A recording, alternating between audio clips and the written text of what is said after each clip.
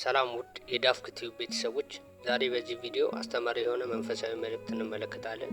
ቪዲዮውን እስከ መጨረሻው ተከታተሉ እና ቻናሉን ሰብስክራይብ ማድረግ እንዳትረሱ። ነውር አይደል እንዴ? ነውር እኮ ነው። ዚያቶም ትግራያት ዋይ ትግራያት ይዋ ትላላችሁ።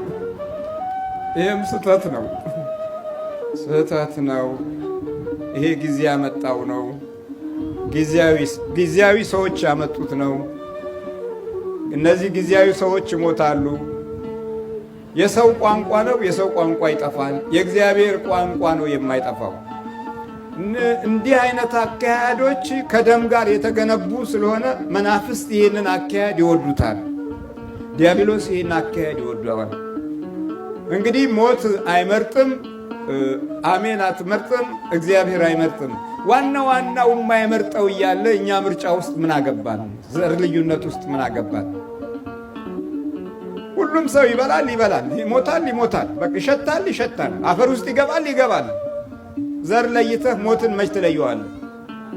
ደግሞ ለይተን የምናመጣው ምንድን ነው? አሁን አፍንጫችን ቢለካ አንድ፣ እግራችን ቢለካ አንድ፣ አይናችን ቢለካ አንድ፣ ከራስ ጋር ትጣላለህ? እስቲ እንደው አስብ። ነገሩ ልክ ነው። ሁሉም ከራሱ ጋር የተጣላ ስለሆነ ከሌላው ጋር መስማማት አይችልም። በመንፈስ የተጣላ ነው። በርዕዮተ ዓለም የተጣላ ነው። በመንፈሳዊ ተግባር ውስጥ ያልተወለደ ነው። ስለዚህ በመወለድ እንኳ ያለው በረከት ተመልከት። አንድ ቦታ ላይ አልተቆረጠም። የሩት አንድ ቦታ ላይ አልቆመም። ሩት ኢዮቤድን ወለደች። ኢዮቤድ እሴይን ወለደ። እሴይ ዳዊትን ወለደ። ዳዊት የድንግል ማርያም ዘር ሆኖ ኢየሱስ ክርስቶስ የሚመጣበትን መንገድ አዘጋጃይ። ከዳዊት ዘር ማ ተወለደ? ድንግል ማርያምና ኢየሱስ ክርስቶስ ተወለደ። ዘር ቆሟል ወይ? የእኛ ቆሟል። ሊቢያ ላይ ቆሟል። የወለዳችሁት ልጆቻችሁ፣ ወንድሞቻችሁ ሊቢያ ላይ ቆሟል። ቆመ እኮ በቃ። ሜዲትራኒያን ባህር ውስጥ ቆሟል። ዘር መሻገር መውጣት አልቻለም። ቆመ በቃ። አያችሁ፣ በመንገድ ላይ ቆሟል። ሌላው እዚሁ የያዛችኋቸው ልጆች ዘራቸው ቆሟል። እንዴት ነው የቆመው? ባህሪያቸው ተበላሽቷል። አግቡ ስትሏቸው አያገቡም። ውለዱ ስትሏቸው አይወልዱም። ወልደውም እንኳ ይጥላሉ። ወደዛ ወዲያ በል ነው የምለው። ናይ መወዳእታ ዘመን እዩ። ናይ ዘመን ቀላውላው እዩ። ይህንን ጋንጩሩ ራሱን ያስተማረኝ፣ እናንተ ሳታስተምሩኝ ሰይጣኑ ነው ያስተማረኝ። እና የመጨረሻው ጊዜ ዘመን ሰዓት ሲደርስ ልክ እንደዚህ ነው፣ ይቆማል። የቆመ ትውልድ ማለት ደግሞ ታሪኩም ይቆማል። እንደዚሁ በቃ አዲስ ታሪክ ነው የሚጀምረው። የአዲስ ታሪክ ደግሞ ወዴትም አያደርስም፣ እዛው መንደር ላይ ይቀራል። ትውልዱም እንደዚሁ ነው። አሁን በዚህ በ20 ዓመት የተወለዱ ልጆች ፍቅር አያውቁም፣ ቤተ ክርስቲያን አያውቁም፣ መስገድ አያውቁም። 20 ምናምን ዓመት የአንድ ሰው ዕድሜ በብዙ መንገድ ከስነ ምግባር መንፈሳዊ ስሜት በወጣ ሁኔታ ቀዝቅዞ ነው የተወለደው። ስለዚህ ምን አይነት ጠባያቶች አሉን? ወሬኞች ነን። በጣም ወሬ እናበዛለን። እምነት የሌለው ሰው ወሬኛ ነው፣ ሐሜተኛ ነው፣ ፍጥር አድርጎ ነው የሚያወራው። ልቦለድ ያውቃል። ዝም ብሎ ልቦለድ ያውቃል። ምቀኛ ነው። ማስተዋሉ ደግሞ በድን ነገር ከማቴሪያል ጋር ብቻ የተያያዘ ነው።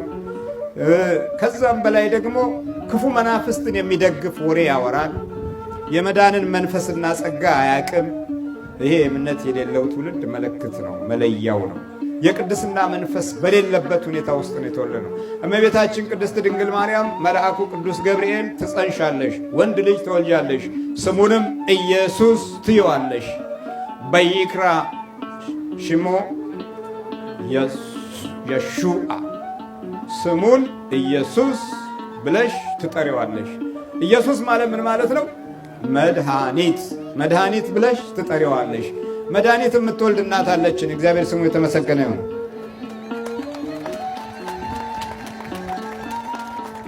ስሙ መድኃኒት ነው። መድኃኒት ነው።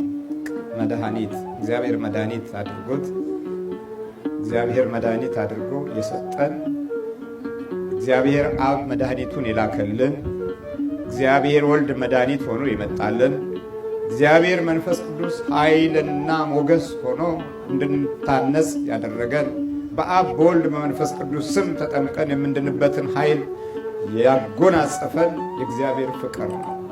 ዳዊት ማለት የእግዚአብሔር ፍቅር ነው። ዳዊት የተወለደው እንግዲህ ከዚች ከሞዓብ ምድር አገሯ ካልሆነ ከእስራኤል ዜጋ ካልሆነች ከሷ ነው የመጣው። ድንግል ማርያምም ከዚች ዘር የተገኘችው። ከብዙ ዘመን በኋላ ታሪኳ አልጠፋም። ታሪኳ በቃ አለ። በቃ ታሪኳ አልቆመም። እስካሁን ድረስ ትነገራለች። መጽሐፈ ሩት ተብላ እዚህ ትልቁ መጽሐፍ ቅዱስ ውስጥ ገብታ ይሄው እንማርባታለን። ከእሷ ታዲያ የምንማረው ከታች ያለውን ስራችንን እንዲባርክልን ነው። በትንሹ ስራችሁ ውስጥ ብዙ ደስታ አለ። እግዚአብሔር ስሙ የተመሰገነ ነው። ከቃርሚያ ውስጥ ፍቅር አለ። ከቃርሚያ ውስጥ ፍቅር አለ። እስቲ አሁን አስቡት፣ ዘመናዊ ነን የምትሉ ሴቶች ድሮ አዛ አገር ቤት እያላችሁ ሽሮውንም በርበሬውንም ስታዘጋጁ ከባሎቻችሁ ጋር የነበረው ፍቅር አቤት! ወንዝ ሄዳችሁ ስታጥቡ፣ ከወንዝ ሄዳችሁ ስትቀዱ የነበረው ፍቅር፣ ጧት ስትነሱ ከመያድርካ ትል የነበረ አሁን እዚህ ካጣሽና አታግደፈኒ ማለት ጀመርሽ። ምን ዋጋ አለው ታዲያ? ምን ዋጋ አለው? ረሳሹ። ያኔ በፊቱን ነገር ረሳሹ። አሁን ግደፈኒ ግደፈኒ በዛ። ስለዚህ ችግር ነው ማለት ነው። አይረሳም። ያ የታችኛውን በበረከት ብትቀበሉት እግዚአብሔር በጸጋ ወደ ላይ ይወስዳችኋል። ስለዚህ እመቤታችን የጸጋ እናት ናት፣ የመድኃኒት እናት ናት። የሁላችንም የኃይል እና የክብር መንፈስና ጸጋ እናት ናት። በድንግል ማርያም ስም ሲባል መናፍስቱ ሁሉ ይቃጠላል። በኢየሱስ ክርስቶስ ስም ሲባል መንፈሱ ሁሉ ይቃጠላል። ጥሪ አክብሮ ይመጣል። አዎ። እና ዛሬ እመቤታችን የቅድስት ድንግል ማርያም የጽንሰቷ ክፍለ ጊዜ ነው። የእሷ በረከት ከታሪክ የተያያዘ ነው። በአንድ ዘመን የቆመ አይደለም። በዘረኝነት መንፈስ ደግሞ የተጠመደ ታሪክ አይደለም። ስለዚህ መጽሐፍ ቅዱስ ልዩነትን፣ ዘረኝነትን አይነግረንም። ይሄ ማርክስ፣ ኤንግልስ፣ ሌኒን የሚባሉት እነሱ ያመጡት ችግር ነው። የእነሱ ትውልዶች ናቸው አሁን መከራ የሚያሳዩ። እነሱ መከራ ውስጥ ገብተው ሰውን መከራ ያሳዩ። እነሱ ተጨንቀው ሰውን ያስጨንቃሉ። እነሱ የሞት ሽታ ሸቷቸው ሰውን ወደ ሞት ይወስዳሉ። እነሱ ደም ብሏቸው የሰው ደምን ያፈሳሉ። እነሱ እርግማን በሕይወታቸው ክፉ መንፈስ እየገለጠባቸው የእርግማን ዘር እንድንሆን ያደርጋሉ። ስለዚህ ከኋላ ያለው የዲያብሎስ አሰራር መሪዎችን አይዝም ብላችሁ አትገምቱ። ዛሬ ብዙ ትልልቅ ሰዎች ናቸው በመንፈስ የተጠመዱት። በሀብት ሰማይ የደረሱ ሁሉ እንኳ በመንፈስ ተይዘው ብዙዎች ገጥመውኛል። እላይ የወጣ ሰው፣ ብዙ ሀብት ያለው ሰው ሰይጣን ይዞት አልጋ ስር ይተኛል። አልጋ ስር እየሰማችሁ ነው። አልጋው ስር፣ አልጋው ላይ አይደለም ያልኳችሁ፣ አልጋ እዚህ ስር ማለት ነው። ታች ይሄ አልጋ ነው እንበል፣ እዛ ታች ሄዶ ይተኛል። ለምንድን ነው እንዲሆነው? አልጋው ላይ ሲተኛ ውረድ ይለዋል ሰይጣኑ። መጥቶ ልገልህ ነው ውረድ እያለ ያስፈራረዋል።